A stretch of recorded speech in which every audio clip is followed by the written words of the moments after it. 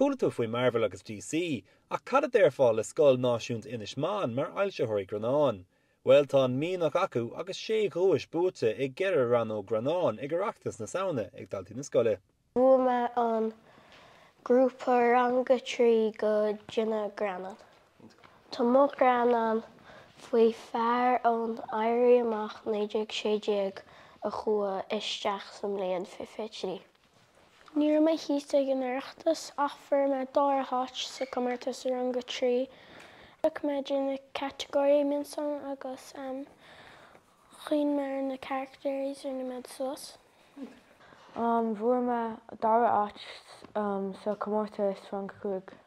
Muna mé na raibh mé Jimmy agus spás agus ní bhór sé aonúid, so an sin muna mé Jimmy agus spás a dó.